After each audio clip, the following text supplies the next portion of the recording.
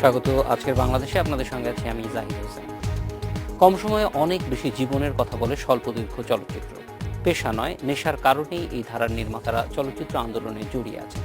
জ্যেষ্ঠ নির্মাতাদের করা সংগঠন বরাবরই পথ দেখিয়েছে তরুণদের।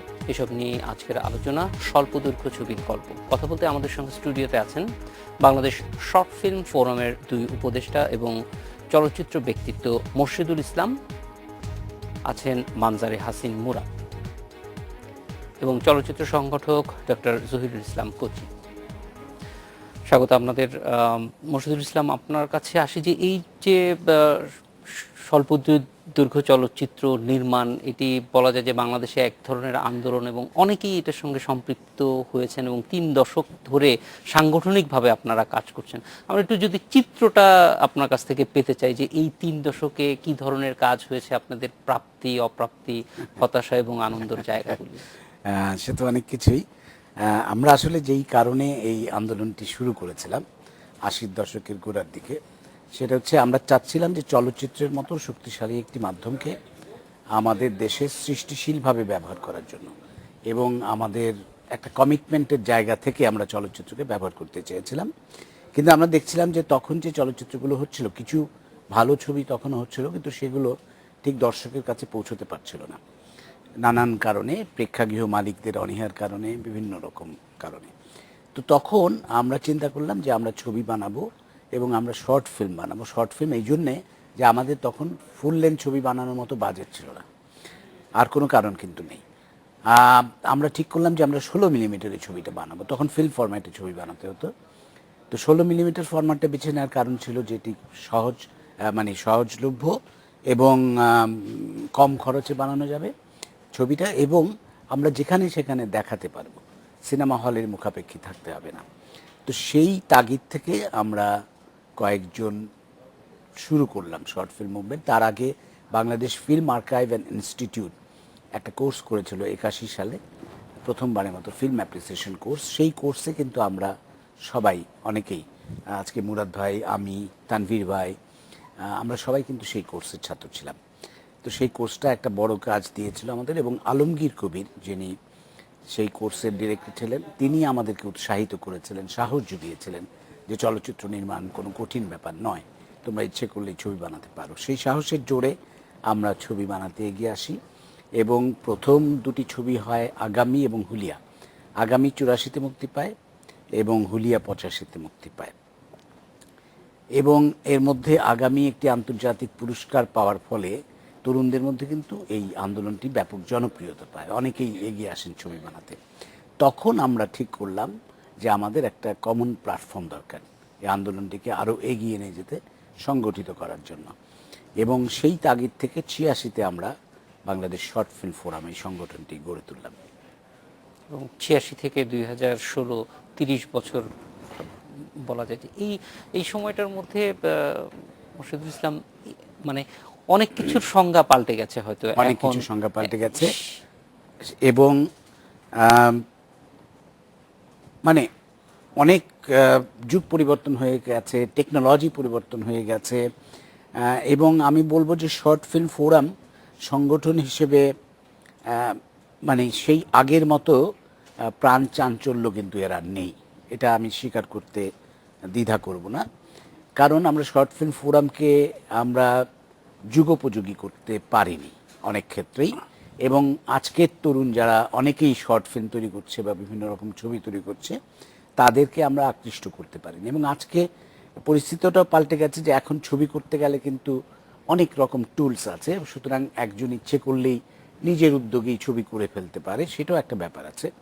তারপরও শর্ট ফিল্ম ফোরাম একটা কমন প্ল্যাটফর্ম হিসেবে একটা ছবি তৈরির যে একটা প্রস্তুতি লাগে, শুধু টেকনোলজি তো না, মানে মানসিক প্রস্তুতি, নিজেকে তৈরি করার ব্যাপার, সেই ক্ষেত্রে শর্ট ফিল্ম ফোরাম একটা অগ্রণী ভূমিকা পালন করতে পারত। সেটা করতে ফোরাম অনেকাংশেই ব্যর্থ হয়েছে। এবং আমি বলবো যে ছবিগুলো ডিস্ট্রিবিউশনের ক্ষেত্রে বা এক্সিবিশনের ক্ষেত্রে ফোরাম একটা বড় উদ্যোগ নিতে পারত, সেটাও হয়নি সেইভাবে। এখনও সময় আছে, সেগুলো আমরা নিতে পারি। তো আমি যেটা বলতে চাচ্ছি যে শর্ট ফিল্ম ফোরাম সংগঠন হিসেবে হয়তো 30 বছরে তার ব্যর্থতার পাল্লা অনেক আছে, আমি অস্বীকার করছি না, সাফল্য আছে। কিন্তু সবচেয়ে বড় কথা যেটা, যে এই আন্দোলনটি একটা সুদূর প্রসারী প্রভাব ফেলতে পেরেছে আমাদের চলচ্চিত্রে। এবং আজকে যারাই একটু ভিন্ন ধারার ছবি বানাচ্ছেন, এবং অনেকেই বানাচ্ছেন, আমরা দেখছি সংখ্যাটা কিন্তু দিন দিন বাড়ছে। তো এই যে যারা ভিন্ন ধারার ছবি বানাচ্ছেন, তারা হয়তো অনেকেই শর্ট ফিল্ম ফোরামের সাথে যুক্ত নেই সাংগঠনিকভাবে, কিন্তু তারা কোনো না কোনোভাবে আমাদের এই আন্দোলনটি দ্বারা প্রভাবিত, এটা অস্বীকার করার কোনো উপায় নেই। এখানে এই আন্দোলনটির একটি বড় সাফল্য।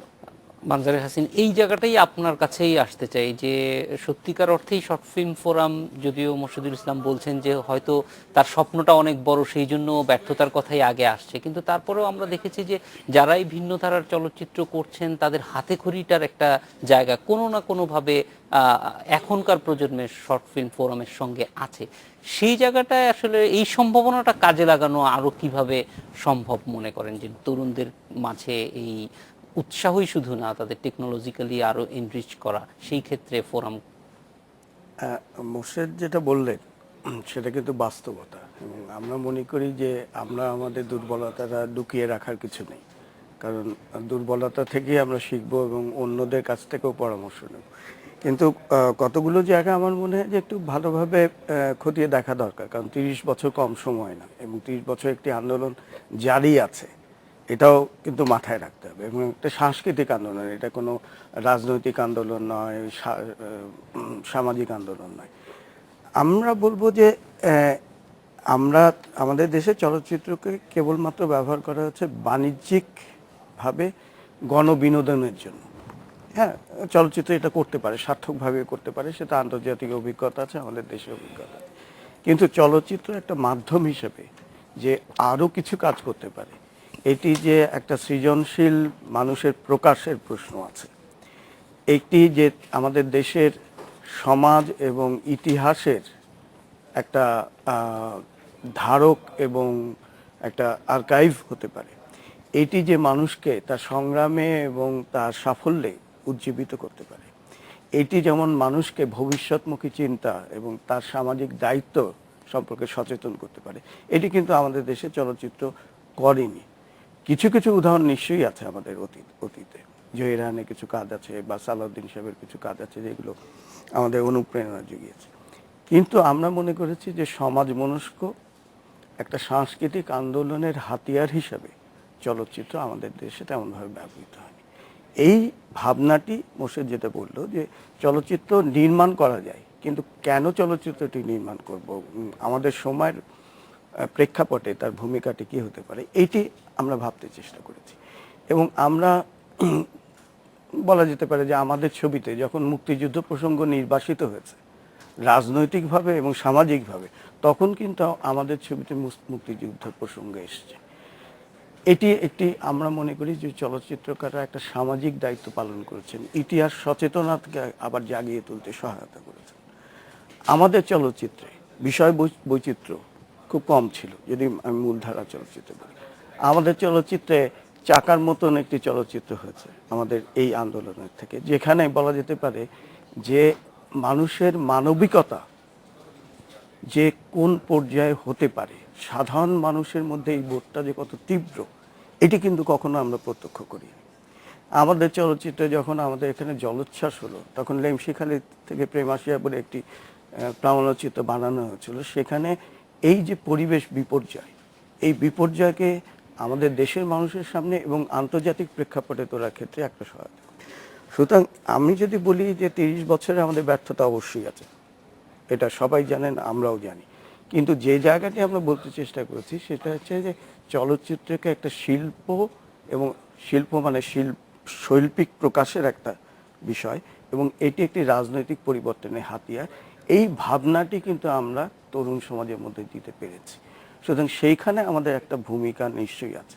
আরেকটি হচ্ছে আমাদের দেশে এখন যত প্রাতিষ্ঠানিক উদ্যোগগুলি আপনি দেখতে পাবেন, যেটি ইতিবাচক চলচ্চিত্র নির্মাণের ক্ষেত্রে তার একটা সিংহভাগ ক্ষেত্রে কিন্তু এই আন্দোলনের সহায়তা করেছে।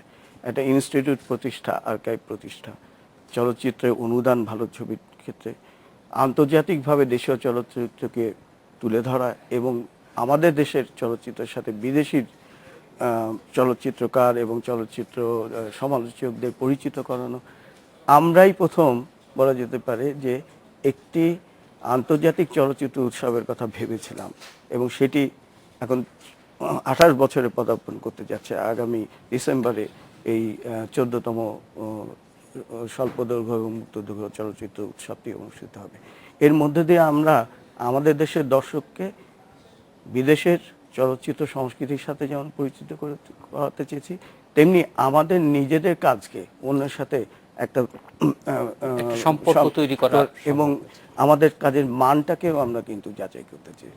এখন আমার মনে হয় যে মোর্শেদ যেটা বললো যে হ্যাঁ আমাদের ভবিষ্যৎমুখী বিয়ে, আপনিও যেটা বলছেন, সেখানে আমরা মনে করি যে দুর্বলতা একটা আছে, সেটা হচ্ছে আমরা শহর কেন্দ্রিক মধ্যবিত্ত উচ্চ মধ্যবিত্তর মধ্যে ঘোরাফেরা করেছি, কিন্তু বৃহত্তর বাংলাদেশের যে সমাজ, মানুষের সংগ্রাম, মানুষের সাফল্য, মানুষের আশা আকাঙ্ক্ষা, এটা কিন্তু আমরা ছবিতে তেমনভাবে আনতে পারিনি।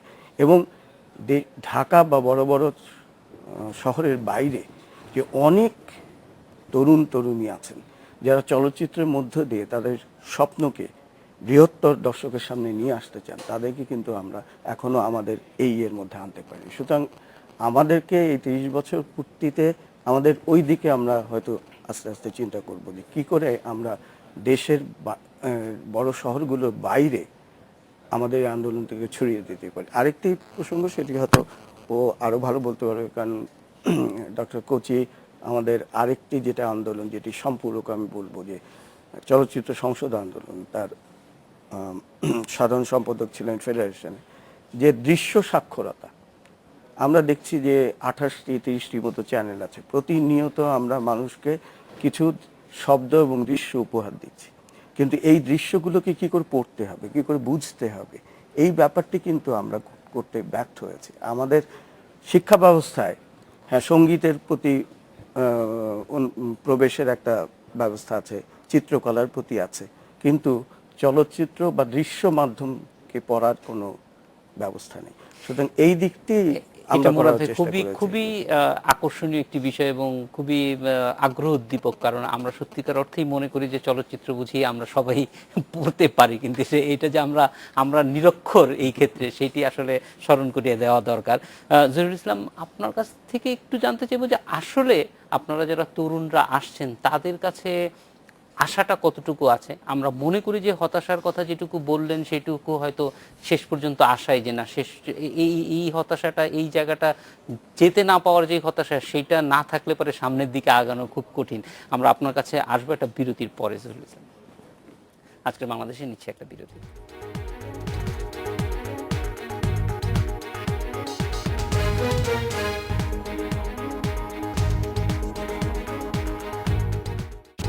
বিরতির পর ফিরে এলাম আজকের বাংলাদেশে। জহিরুল ইসলাম, একটু যেটা জানতে চাচ্ছিলাম যে পরিস্থিতিটা নতুনদের জন্য কেমন চলচ্চিত্র নির্মাণ?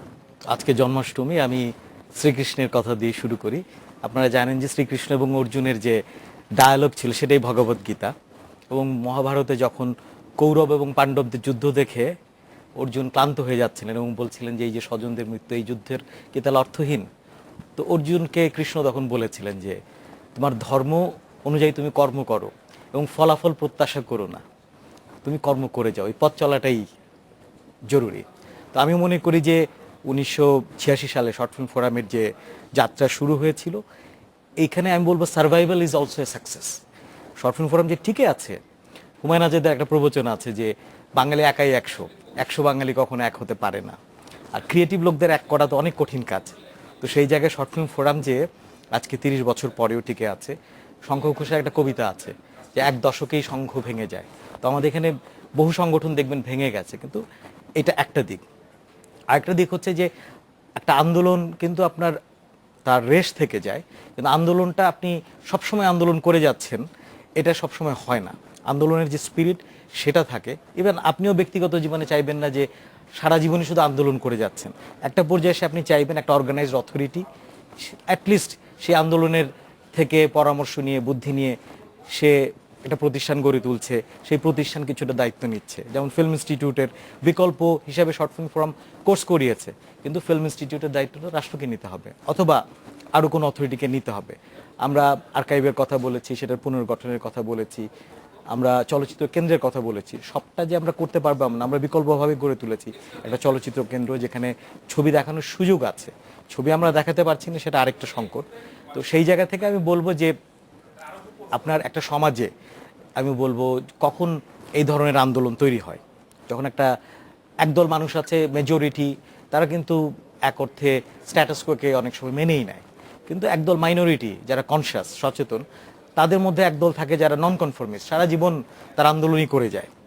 আরেক দল আছে যারা বলে আভাগাত, যারা ভিশন নিয়ে আসেন, স্বপ্ন নিয়ে আসেন এবং অনেক আর্টিস্টিক ইন্সপিরেশন নিয়ে আসেন। সেই মানুষগুলোই কিন্তু এই আভাগার্ড মুভমেন্টের সূচনা করেন। আমি মনে করি যে শর্ট ফিল্ম ফোরামের যেটা মুভমেন্ট ছিল সেটা একটা আভাগার্ড মুভমেন্ট। তারা অনেক দূরের স্বপ্ন দেখেছিলেন এবং অনেক সৃজনশীলতার স্ফুরণ দেখতে চেয়েছিলেন এবং সামাজিক সচেতনতা এবং মানুষের প্রতি অঙ্গীকারবদ্ধতার কথা বলেছিলেন এবং যে সমস্ত কথা মূলধারার যে মিডিয়াম সেখানে বলা যায় না সেগুলোর কথা বলেছিলেন। তো সেই জায়গাটা এখন আমি বলবো যে তারা তাদের জেনারেশন দায়িত্ব পালন করেছে। নর্মালি বলা হয় যে যে কোনো আর্ট মুভমেন্টে 3টা জেনারেশনের কথা বলা হয়। একটা জেনারেশন তারা ল্যাঙ্গুয়েজ তৈরি করেন, ভাষা তৈরি করেন, আরেকটা জেনারেশন এসে সেটা মাস্টারি একদম দক্ষ হয়ে ওঠে, মাস্টার হয়ে ওঠে। থার্ড জেনারেশন এসে তারা দেখে যে না, ওই আইডিয়া তো খাপ খাচ্ছে না, কিছুটা খাচ্ছে কিছুটা খাচ্ছে না, সেখানে তাদের একটা অস্বস্তি তৈরি হয়, আরেকটা নতুন আন্দোলনের সূচনা হয়। তো সেই জায়গা থেকে আমি বলবো যে একটা ফ্যাটিগ আছে, ফ্রাস্ট্রেশন আছে, কিন্তু তারপর আমি বলবো যে এই আন্দোলনের প্রয়োজনীয়তা শেষ হয়ে যায়নি। কেন আমি বলি, কারণ আমাদের প্রেক্ষাপটটাও বোঝা দরকার। আমাদের একজন ফিল্ম মেকার পিটার গ্রিনওয়ে, উনি ব্রিটিশ ফিল্ম মেকার, পরে উনি হল্যান্ডে চলে গিয়েছিলেন। তো উনি বলেছিলেন যে চলচ্চিত্রের মৃত্যু হয়ে গেছে এবং উনি একটা তারিখ ঘোষণা করেছিলেন, সেটা হচ্ছে 31শে সেপ্টেম্বর 1983। তো সেই হিসাবে যদি বলি, মোর্শেদ ভাই এবং তানভীর ভাই ছবি তৈরি করেছে চলচ্চিত্রের প্রথম মৃত্যুর পরে এবং 86 সালে শর্ট ফিল্ম ফোরামের জন্ম হয়েছে। গত 4 জুলাই আমি প্যারিসে ছিলাম। তো আমার কাছে রাতে আমি ফেসবুকে বসেছি স্বজনদের সাথে যোগাযোগ করার জন্য, তখন আমাদের একজন সহকর্মী চলচ্চিত্র নির্মাতা জানাল আব্বাস কিয়ারোস্তমির মৃত্যু হয়েছে প্যারিসে। এবং গদারের সে বিখ্যাত কথা আপনারা জানেন যে film begins with Griffith and ends with Abbas Kiarostami. ফলে আপনি যদি দেখেন শর্ট ফিল্ম ফোরামের এই 30 বছর হচ্ছে চলচ্চিত্রের প্রথম এবং দ্বিতীয় মৃত্যুর মাঝখানে আর কি, বা আব্বাস কিয়ারোস্তমির মৃত্যুর মধ্যে দিয়ে যদি চলচ্চিত্রের মৃত্যু হয়ে থাকে তাহলে এই 2 মৃত্যুর মাঝখানে। কিন্তু এটাই শেষ কথা না, চলচ্চিত্রের আবার যেটা বলে রিবার্থ হবে, কারণ প্রযুক্তি পাল্টাচ্ছে, শিল্প সম্পর্কিত ধারণা পাল্টাচ্ছে এবং আমাদেরও আমি বলবো যে চলচ্চিত্র নির্মাতা যারা আছে তারাও অনেক ক্রিয়েটিভ, কারণ মানুষের সৃজনশীলতার কোনো শেষ নেই আমি বলবো। বাট আমি এটা মনে করি যে এই যে কোনো আর্ট মুভমেন্টই আপনি দেখেন সেটা যে সমাজে সব মানুষ বুঝেছে এটা কিন্তু সত্যি না। এই জন্য জন কেজ বলে একজন মিউজিক কম্পোজার এবং থিওরিস্ট আমেরিকান, উনি বলেছেন যে if you introduce 20% new in music you will lose 80% of the audience. তো আপনার বাংলাদেশের মতো যেখানে আমরা প্রান্তিক একটা তৃতীয় বিশ্বে, যখন আমরা এখন মধ্যম আয়ের দেশে, আমরা নিম্ন মধ্যম আয়ের দেশে আছি, তো সেখানে আপনি 10% নতুন জিনিস ইন্ট্রোডিউস করলে 90% দর্শক হারানোর রিস্ক থাকে। তো সেই জায়গায় আমি বলবো যে আমাদের বিশেষ করে যারা আভাগার্ড ফিল্ম মেকার তারা তো ডেফিনেটলি এক অর্থে সংকটে আছে। একটা সংকট হচ্ছে যে আপনি যদি বেশি ইনোভেটিভ ক্রিয়েটিভ কিছু করেন জনসাধারণের সাথে একটা দূরত্ব তৈরি হয়। আবার আপনি যদি আরেক ধরনের চলচ্চিত্র নির্মাতা আছে যেটা পাশ্চাত্যে চলচ্চিত্র উৎসব এবং পাশ্চাত্যের যে শিক্ষিত ফিল্ম ক্রিটিক তাদের রুচি একটা নির্দেশ করে, এই ধরনের ছবি বানালে, এই বিষয়ে ছবি বানালে এটা একটা ম্যাপিং আপনি করে ফেলতে পারবেন। ক্লাইমেট চেঞ্জ, চাইল্ড লেবার, তারপরে উমেন রাইটস, এই ধরনের কিছু এগুলোর সাথে সম্পৃক্ত করে যদি আপনি বানান, কারণ তারা বাংলাদেশকে বলে বাংলাদেশে একটা স্টিরিওটিপিক্যাল ক্যারেক্টার তাদের পোট্রে করে। তো সেই পোট্রের সাথে ম্যাচ করে আপনি যদি সেটাকে ক্রিটিক করতে যান, আপনি আবার ওখানেও একটা কনস্পিরেসি অফ সাইলেন্সের শিকার হবেন, আপনার ছবি নিয়ে কথা বলা হবে, পুরস্কার পাবেন না। আপনি মুক্তিযুদ্ধ নিয়ে ছবি বানান, আপনি কিন্তু পুরস্কার পাওয়ার সম্ভাবনা কমে যাবে। আপনি অর্থাৎ ইন্টারন্যাশনাল যদি ওই অর্থে বলেন মানচিত্রে, চলচ্চিত্রের মানচিত্রেও কিন্তু তাদেরও একটা ধারণা আছে বাংলাদেশ বা সাউথ এশিয়া এই ধরনের ছবি বানানো উচিত। তারা সাম্প্রদায়িকতা নিয়ে ছবি বানাবে, তারা কি বলে জঙ্গিবাদ নিয়ে ছবি বানাবে। এখন এগুলো এইসব ক্ষেত্রে আমরা যত ফলে আমাদের আমি দেখা যায় যে কিছু স্টেরিওটিপিক্যাল ভাবনা হয়তো থেকেই, ফলে আমাদের দুই দিক থেকে বিপদ। একটা পুলসেরাতটা পার হতে হয় অনেক চিকন রাস্তা দিয়ে। তো একটা ঝুঁকি হচ্ছে, কারণ চলচ্চিত্র তো জাকক্তর কথা আছে যে চলচ্চিত্র যেদিন ইনএক্সপেন্সিভ হবে, কলম এবং এই কাগজের মতো সস্তা হবে, সেই দিনই প্রকৃত চলচ্চিত্রের সূচনা হবে। হয়তো বা এখন আমাদের মোবাইল ফোনের মধ্যে দিয়ে ছবি তোলা যায়, এখন আমরা অলমোস্ট কে বলে ওপেন সোর্স সফটওয়্যার যেগুলো আছে সেগুলো দিয়ে আমরা এডিট করতে পারি। হয় একটা পসিবিলিটি তৈরি হয়েছে, আমরা ইউটিউব বলি বা অন্যান্য প্ল্যাটফর্ম তৈরি হয়েছে, ডিজিটাল প্ল্যাটফর্ম যেগুলোর মধ্যে ফিল্ম ডিস্ট্রিবিউট করতে পারি, ক্রাউড সোর্সিং যেটা ফান্ডিংয়ের ক্ষেত্রে করতে পারি, সেই পসিবিলিটিগুলো তৈরি হয়েছে। আমি বলবো এগুলো আশাবাদের জায়গা। কিন্তু আপনি যদি দেখেন যে আজকে এই টেলিভিশনের যুগে এসে মানুষের অ্যাটেনশন স্প্যান নাকি বলে 18 সেকেন্ড, 4 সেকেন্ডের মধ্যে আপনি হুক করতে না পারলে আপনি মনোযোগ হারিয়ে ফেলেন। সেখানে একটা আমি বলবো যে স্বল্প দৈর্ঘ্য চলচ্চিত্রের দৈর্ঘ্যের একটা ব্যাপার আছে। প্রস্থের কথা মোর্শেদ ভাই বলো, বাংলাদেশে এটা ছিল 16 মিলিমিটার অথবা ভিডিও যেটাই বলেন, কিন্তু তার গভীরতার যে জায়গাটা, সে অনেক গভীর সত্য নিয়ে কিন্তু কাজ করে। তো সেই গভীর সত্যের কাছে যদি পৌঁছাতে হয়, যে ধরনের আমি বলবো প্রস্তুতি দরকার দর্শকের, আমি দর্শককে দোষারোপ করি না, কিন্তু যে দেশে শিক্ষার বা সাক্ষরতার যে সাধারণ যে অক্ষভিত্তিক সাক্ষরতা সেটার হার যে জায়গায় আছে, সেখানে আমি মনে করি যে আমরা যে লড়াইটা করছি এটা একটা বলবো যে অনেক দীর্ঘমেয়াদী লড়াই। এই দীর্ঘমেয়াদী লড়াইটার মধ্য দিয়েই আসলে এগিয়ে যেতে হবে। লড়াইটা কবে শুরু যেহেতু হয়েছে, ফলে এটার সুফল নিশ্চয়ই পাওয়া যাবে। মোর্শেদুল ইসলাম, আপনার কাছে এই ক্ষেত্রে একটু আসতে চাই যে মানে চলচ্চিত্র নির্মাণের যে প্রক্রিয়াটির মধ্যে আমরা আছি, যেটি মুরাদ ভাইও বলছিলেন যে দর্শকের সঙ্গে সংযোগ এবং বৃহত্তর দর্শক, সেই জায়গাটি আমরা সত্যিকার অর্থে শুধুমাত্র যে চলচ্চিত্র তাই না, প্রায় ভিজুয়াল সবগুলি মাধ্যমে পিছিয়ে আছে। আমরা টেলিভিশনও কিন্তু দেখি যে মাত্র 20% মানুষের কাছে আমরা পৌঁছাতে পারি, ফলে সেখানে আমাদের নিশ্চয়ই একটা কোথাও দুর্বলতা থেকে যাচ্ছে। মোর্শেদুল ইসলাম, এই জায়গাটায় যে লিটারেসির কথা বলা হয়েছে, সব কিছু মিলিয়ে অর্থাৎ দর্শক প্রস্তুত নাকি আমরা যারা তৈরি করছি তারা প্রস্তুত, না কোন জায়গাগুলিতে গুরুত্ব দেওয়া প্রয়োজন? এইটা একটা বড় সমস্যা যে দর্শক এখন ছবি দেখতে আসছে না। এটা আমি সোজাসুজিভাবে বলবো, ছবি দেখতে আসছে না মানে বাণিজ্যিক ধারার ছবিও দেখছে না তারা। আমরা যে ধরনের ছবি বানাচ্ছি সেই ধরনের ছবিও দেখছে না। এখন আমরা যে ধরনের ছবি বানাচ্ছি সেটা কিন্তু আমি আশা করব না যে বাণিজ্যিক ধারার ছবির মতো লক্ষ লক্ষ দর্শক দেখবে। আমার একটা টার্গেট অডিয়েন্স আছে, সেই টার্গেট অডিয়েন্সের কথা চিন্তা করে আমি ছবি বানাই। সেই টার্গেট অডিয়েন্সকে আমি অন্তত হলে নিয়ে আসতে চাই, ছবিটা দেখাতে চাই। কিন্তু দেখা যাচ্ছে সেইখানেও কিন্তু আমরা ব্যর্থ হচ্ছি। আগে আমাদের ছবিগুলো যেইভাবে দীর্ঘ লাইন দিয়ে মানুষ দেখতো, এখন সেভাবে দেখে না। এটা খুব দুঃখজনক। আমি জানি না এটা কি কারণে ঘটছে, অনেকগুলো কারণ হয়তো থাকতে পারে এর মধ্যে, কিন্তু দর্শক ছবি দেখছে না। এই ক্ষেত্রে আমাদের সিনেমা হলের সমস্যার কথা তো একটা বলা হচ্ছেই। আমাদের মাল্টিপ্লেক্স আরও যদি হয় তাহলে হয়তো এই সমস্যাটার কিছুটা সমাধান হবে। হলের পরিবেশ যদি ভালো হয়, দর্শকতা আবার ফিরে আসবে। আমি জানি না দর্শককে আমরা আকৃষ্ট করতে পারছি না নাকি কি কারণে দর্শক আসছে না, এটা আমার কাছে গভীর প্রশ্ন। এবং আমি সেই প্রশ্নের উত্তর অনেকভাবে খোঁজার চেষ্টা করেছি, আমি পুরোপুরি নিশ্চিতভাবে উত্তরটা পাইনি এখনো। এটা একটা সমস্যা বটেই। সেক্ষেত্রে একটা মানে এমনি আমার কাছে যেটা মনে হয় যে আমরা যেভাবে বড় হচ্ছি সেখানে একটা সংকট তৈরি হচ্ছে, সেটাও কিন্তু আবার ওই লিটারেসির সংকটই। আমরা স্কুল কলেজ সেখানে আলোচনা খুব কম হচ্ছে, শিক্ষা ক্ষেত্রগুলিতে চলচ্চিত্র নিয়ে কথা বলার পরিবেশ খুব কম, দেখানোর তো প্রশ্নই ওঠে না। আমরাও স্কুলে কিছু জিনিস এমনকি হয়তো গণযোগাযোগ অধিদপ্তর থেকে একটা চলচ্চিত্র দেখানো হতো আপনার প্রজেক্টরে দিয়ে, সেরকম কোনো ব্যবস্থা এখন নাই। ফলে বাচ্চাদের কাছে যেহেতু আমরা পৌঁছাতে পারছি না, তার বিকল্প যদি শুধুমাত্র টেলিভিশন থাকে, যেটা ঠিক সত্যিকার অর্থে চলচ্চিত্রের বিকল্প না, তাহলে হয়তো মানে আমি জানি না, এটা একটা বড় আমার কাছে বাধা মনে হয় যে এটা স্কুল থেকে বাচ্চারা যে চলচ্চিত্র সম্পর্কে একটা ধারণা নিয়ে বড় হবে, আগ্রহ তৈরি হবে, সেই জায়গাগুলি আমরা যেতে পারছি না। মানজারে হাসিন, আপনার কাছে এই বিষয়টি নিয়ে আসবো যে আমাদের আসলে মূল চ্যালেঞ্জটা কিন্তু মানুষের কাছে যাওয়া। আমাদের হয়তো মানে আমরা যা তৈরি করছি সেইটার কি উপাদান আছে, সেইটার মান কতটুকু আছে, সেটা তো বাড়ানোর সবসময় সুযোগ থাকবে, কিন্তু যেটা আছে সেটাকে নিয়েই আমরা কিভাবে কতদূর যেতে পারছি বা যাওয়ার পথটা আমরা কিভাবে তৈরি করব। একটা বিরতির পর আপনার কাছে ফিরে আসবো। আজকে বাংলাদেশে যাচ্ছে আরেকটা।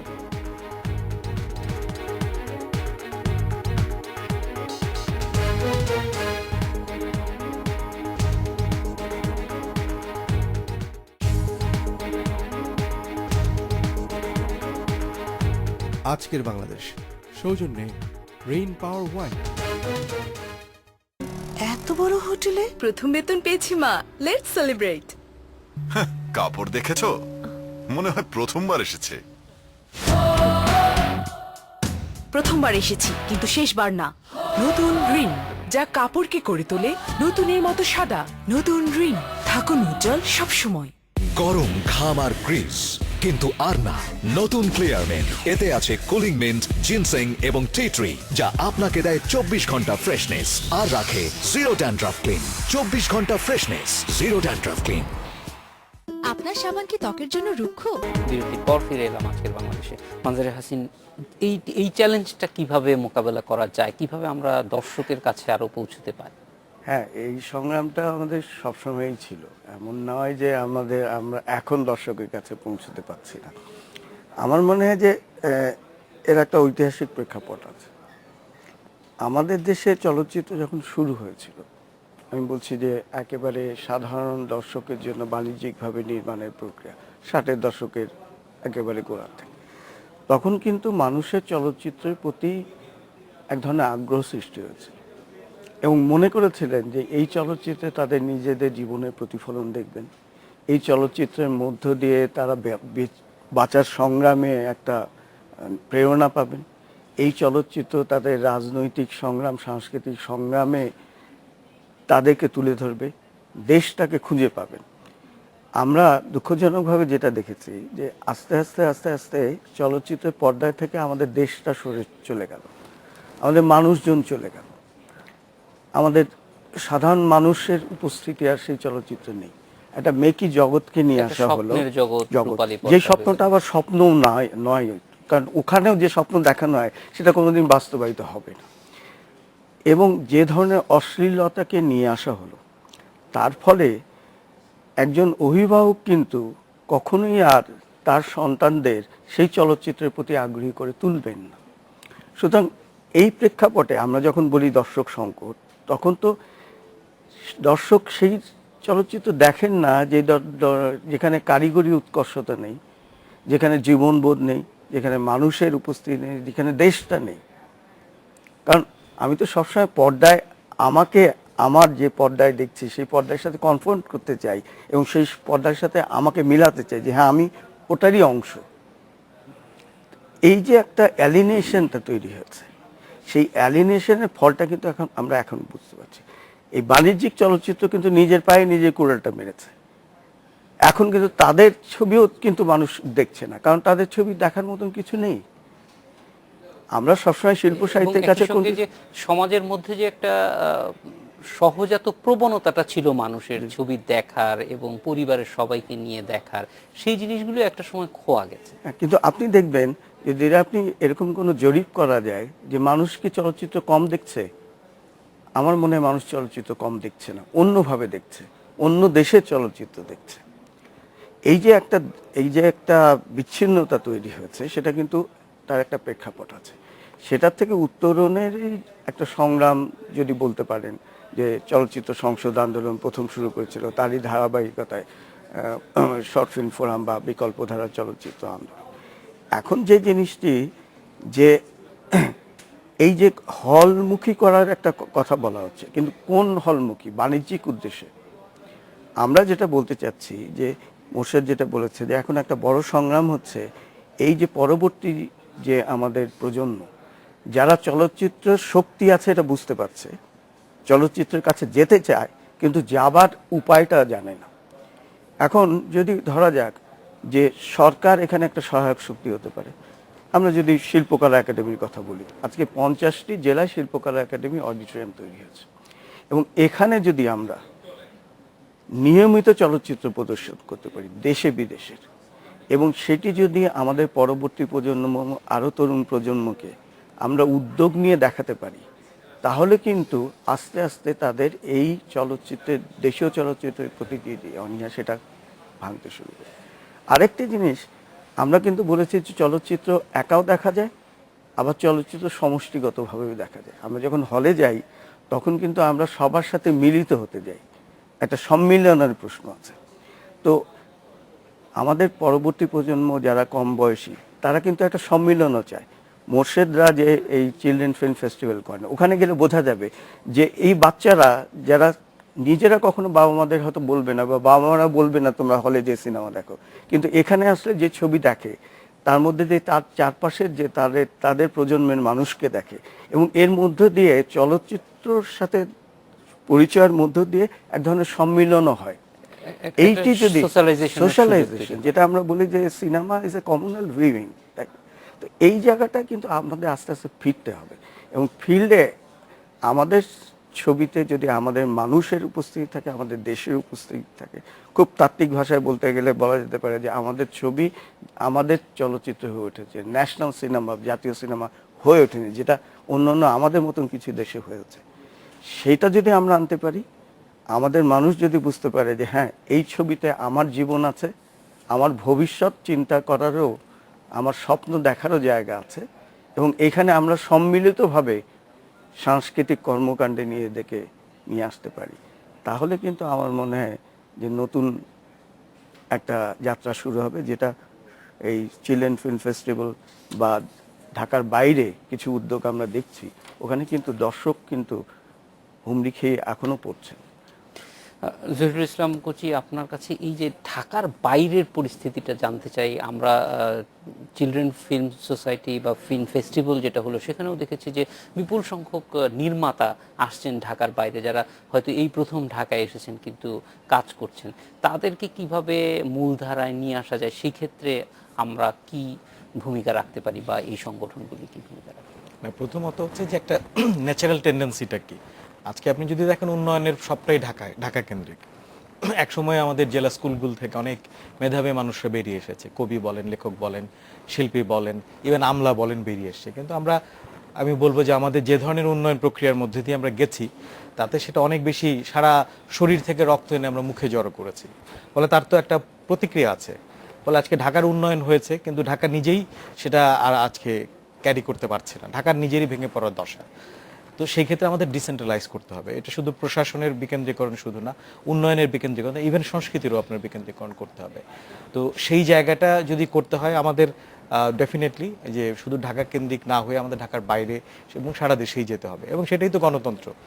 এবং তো সেই জায়গাটা যখন গড়ে উঠবে, তখন এই ঢাকা কেন্দ্রিক কিছু এলিট শুধু সংস্কৃতিকে নিয়ন্ত্রণ করবে না, তো তখন প্রকৃত অর্থেই সংস্কৃতির একটা গণতন্ত্রায়ন হবে, সব মানুষের জন্য অবারিত সুযোগ। বিশেষ করে চলচ্চিত্রের ক্ষেত্রে তো এখন আমরা বলি যে একটা প্রস্তুতি পর্ব, সেই পর্বে ছবি দেখতে হবে, ছবি দেখার কোনো বিকল্প নেই।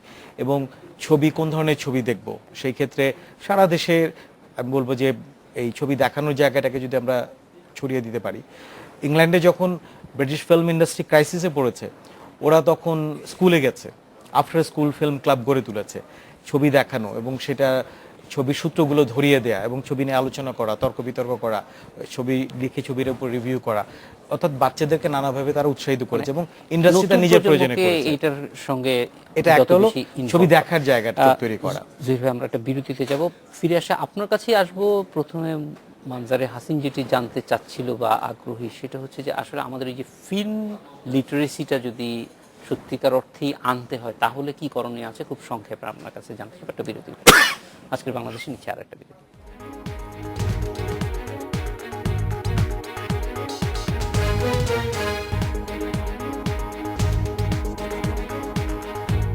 বিরতির পর ফিরে এলাম আজকের বাংলাদেশে। জহিরুল ইসলাম, যেই ফিল্ম লিটারেসির কথা বলা হচ্ছে, এটা আসলে কোথায় শুরু করা দরকার, কি উদ্যোগ নিলে মনে করেন যে কাজ হতে পারে? একটা হচ্ছে যে যেমন আমাদের ভাষার কথা যদি বলি, সাক্ষরতার সাথে ধরেন যেটা আমরা শিখি ভাষা, মায়ের কাছ থেকে শুনে শুনে, তো ফিল্মের কিন্তু সেরকম কোনো আমাদের শিখতে হবে, এটা আমরা মায়ের কাছ থেকে শিখবো। সেটা হতে পারে কোনো মা যদি চলচ্চিত্র বিষয়ে শিক্ষিত হয়, সে শেখাতে পারে। বাট সাধারণ অর্থে যেটা আমরা ন্যাচারাল প্রসেস, এটা অ্যাকোয়ার করি না, এটা আমাদের এফোর্ট দিয়ে শিখতে হবে। এবং আমরা যদি যে কোনো সাক্ষরতার কিছু রুলস থাকে, কিছু ব্যতিক্রম থাকে, আমরা যেমন বাংলা ভাষা পড়ার সময় আমরা বাদিক থেকে ডান দিকে যাই, আমরা আরবি পড়লে ডান দিক থেকে বাদিকে যাই, চাইনিজ হরফ পড়তে হলে আপনি উপর থেকে নিচে যেতে হবে। অর্থাৎ আপনি একটা ট্রেডিশনের কোডগুলো আপনি জানেন এবং তার ব্যতিক্রমগুলো কি সেগুলো আপনি করেন। ইমেজের ক্ষেত্রে কিন্তু একটা বড় মুশকিল হচ্ছে যে এমন কোনো ইমেজ ডিকশনারি নেই যে ইমেজের মানে এইটা। তো ফলে যেটা হচ্ছে, বাট সাধারণ অর্থে কিন্তু আমরা ইমেজকে অ্যাসোসিয়েট করতে পারি, বাট একটা ইমেজের সাথে আরেকটা ইমেজ যুক্ত করলে তার মানে পাল্টে যায়। তো ফলে ফিল্ম কিন্তু তার 120 বছরের ইতিহাসে সে কিন্তু তার কিছু কোডস কনভেনশন এগুলো তৈরি করেছে এবং পদ্ধতিগতভাবে সেগুলো শেখার জন্য আপনার অনেক প্রতিষ্ঠান গড়ে উঠেছে।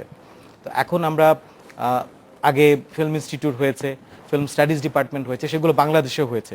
তো কাজে অনেক হতাশার পরে আমি বলবো যে এগুলো আমাদের অগ্রগতি। বাংলাদেশে বিভিন্ন ইউনিভার্সিটি ফিল্ম স্টাডিজ ডিপার্টমেন্ট হয়েছে, সেগুলোকে আরো শক্তিশালী করা দরকার।